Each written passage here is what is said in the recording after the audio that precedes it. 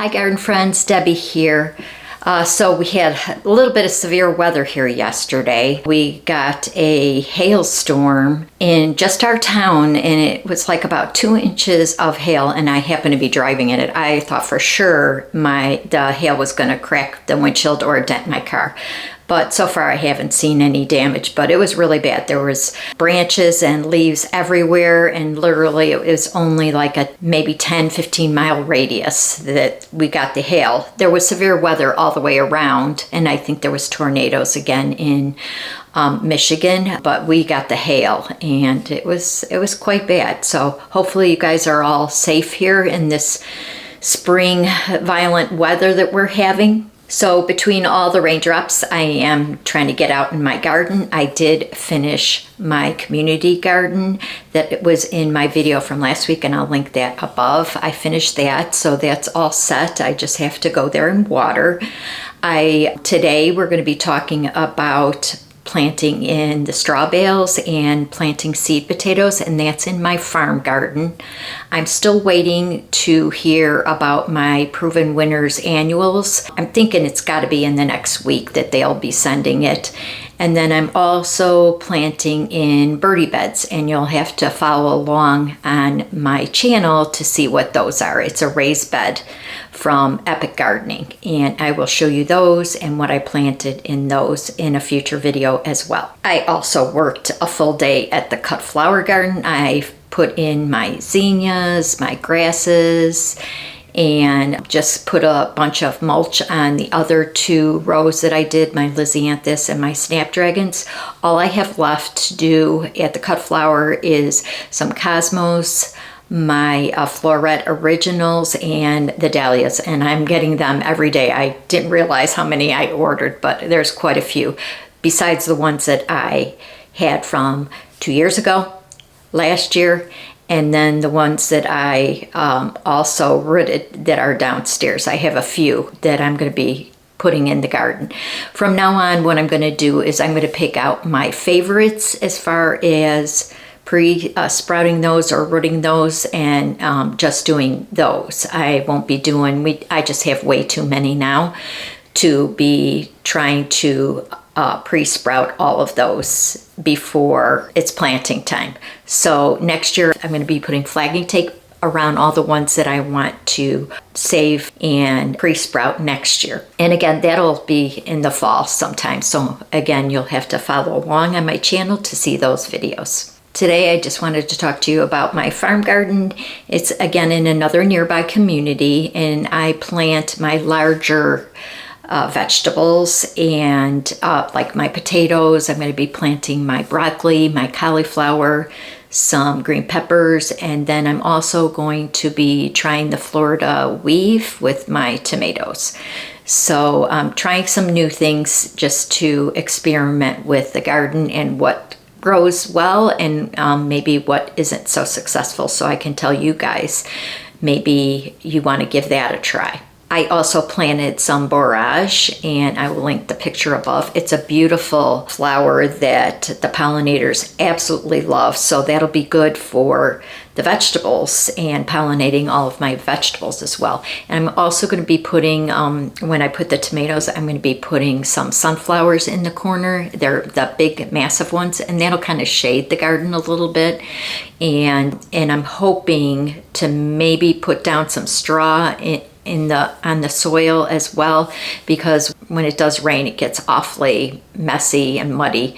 And the straw bales that I have this year, I may or may not plant potatoes in them next year. I'm told that they do really well as the straw bales break down, and so I might plant my potatoes in there. Not sure yet, but for sure I want to put straw down. The ones that I have now after planting season, I'm going to put down on the garden to keep the weed suppression down.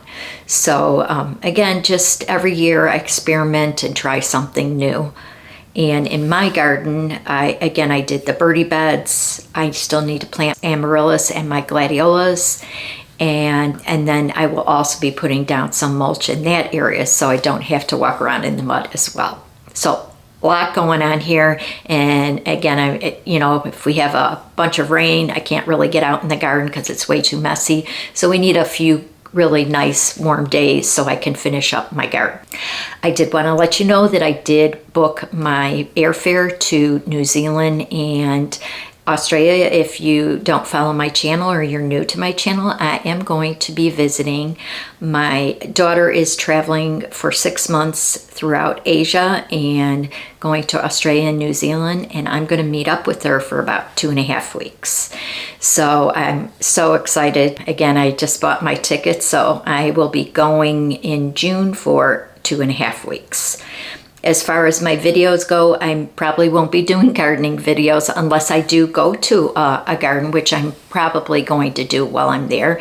And I will try to do some short videos to just give you little snippets until I get back. I really didn't want to take away trying to do a lot of editing while I'm with her. I want to unplug and just enjoy my time with her. So again, I'll keep you updated, but that is in mid-June through July 3rd that I'll be in Australia and New Zealand. So again, I wanted to show you the process of growing in straw bales.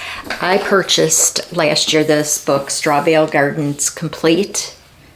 And this is by Joel Karsten, and he went to school and got a horticultural degree, and then he just started experimenting over 13 years this method.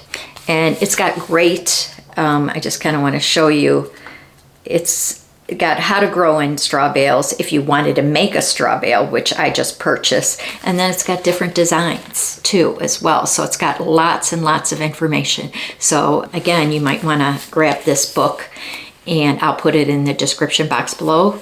So why grow in straw bales? There's a few reasons. Straw bales take about 75% less time, uses less water, less bending, because you're not bending over on the ground, you're up like a raised bed. There's no pesticides or weeding, and you can also place them anywhere, and many more attributes. And again, in here it shows the advantages of straw bale gardening as well. So you're going to say, how can it grow though in a straw bale without soil? Well, first of all, you have to know the difference between straw and hay. Straw grows from small grained plants like your oats, rye, and wheat, and the seeds are harvested, and then the remnants, the stalks, are baled up as bedding material. Hay has the seed heads within the bale. It is usually green, heavy, and costs more, but it is nutritious for livestock. So what do you do to start the process of straw bale gardening? First, you want to make sure that you wet down the straw bale well. Moisture seeps into the bale and helps feed the naturally occurring bacteria within the straw bale. As the bacteria grow and reproduce, bacteria consume the straw.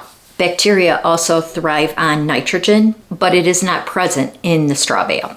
In order to speed up that process, you need to apply more nitrogen, and this could be your lawn fertilizer or something like blood meal. And what it is you're going to see nitrogen as your first number on your fertilizer. The first number is nitrogen, the second number is phosphorus, and the third number is potassium.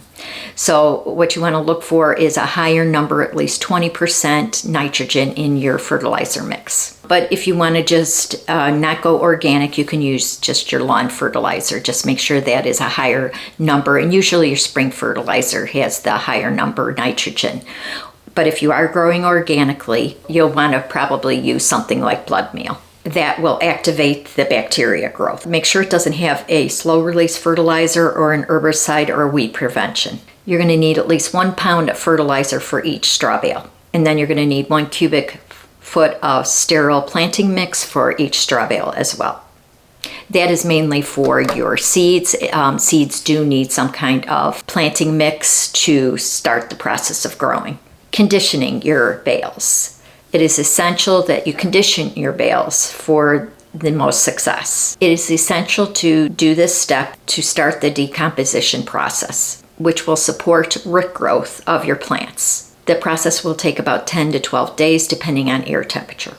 The idea is not that the whole straw bale will decompose over the 2 weeks, but the process will be started.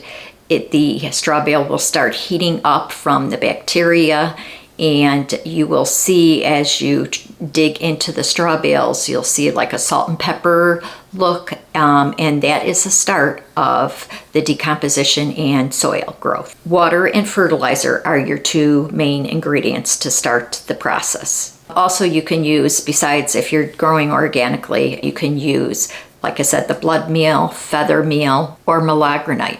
And again, if you just want to, if you're not growing organically, you could just get your traditional lawn fertilizer. First step is to, again, water the straw bale. Sprinkle about a half a cup or 4 ounces of the nitrogen fertilizer over the straw bale. And then you're going to, day 2, you're going to saturate the straw bale again. Day 3, you're going to, again, put another half a cup of the nitrogen fertilizer. You're going to alternate that every other day until day 10, and then day 10 you're just going to use your general fertilizer like a 10-10-10, something that contains all of the fertilizer for plant growth. Day 11 you can either relax or purchase your plants if you haven't done so already, and then day 12 is when you would start planting. I also suggest using a soaker hose, but since I'm in a farm garden in a community, I only have access to a hose. If you are in your own garden and you have soaker hoses, I would suggest, or they suggest, to use that. So as I continue the process, I will take you along. And I did plant, as I said, some seed potatoes, and I planted, from Johnny's, I planted Yukon Gold and Red Norland. And then from another company, Seed Time, I purchased a mix, and I purchased Pinto Gold, I purchased Caribou Russet, also Satina potatoes, and then I did get a few more Red Norland. So here's a little video of me planting those seed potatoes.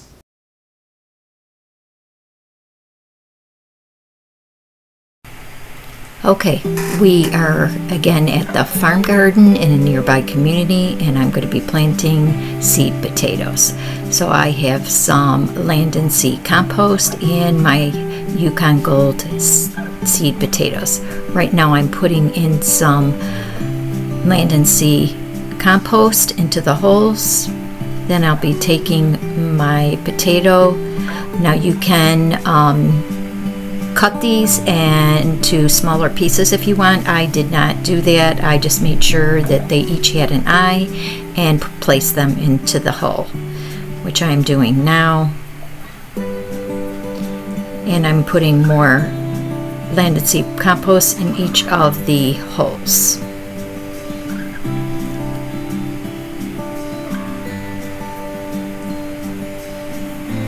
And then I'll be placing the rest of the potatoes in each of the holes. And what you're going to be watching for is it will flower and it will start dying back, and then you can dig them up and check the progress, see if they're ready to be pulled up. So that's it for planting the seed potatoes. Actually, what I'm doing here is I'm covering up the seed potatoes with more Land and Sea compost. And then later on I did bring in some more soil on top of the piles here, which you'll see in a minute.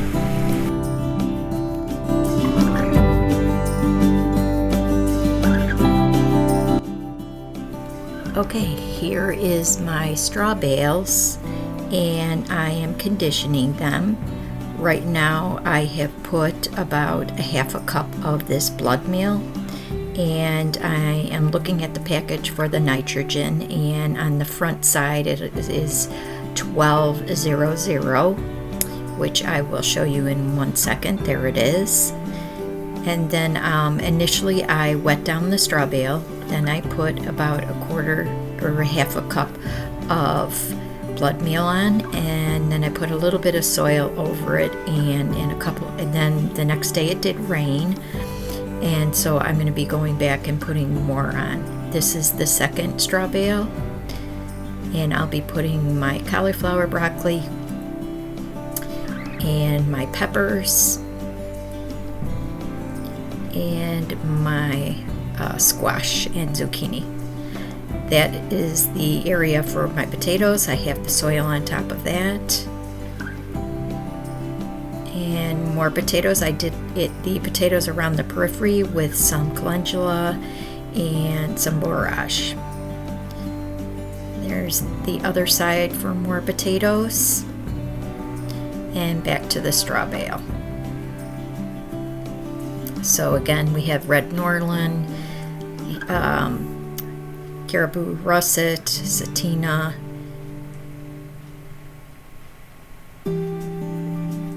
and that is it. So everything is looking good there, and I will keep you updated.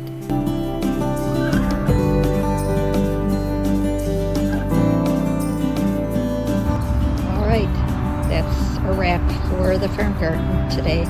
Potatoes, borage, calendula, and the straw bales. I'm starting to condition them. So that's it for today. So I hope you thought this video was informative and interesting. So give it a like and comment below if you've ever grown in straw bales and any tips for all of us. Next week, I will show you either the start of my proven winners annuals, if I get those in time, or I will show you the birdie beds that I planted, my raised beds in my own garden. So make sure you're subscribed and hit that notification bell for all those future videos coming up. So I hope everyone has a chance to get in their garden. Thanks for watching and happy gardening. Bye-bye.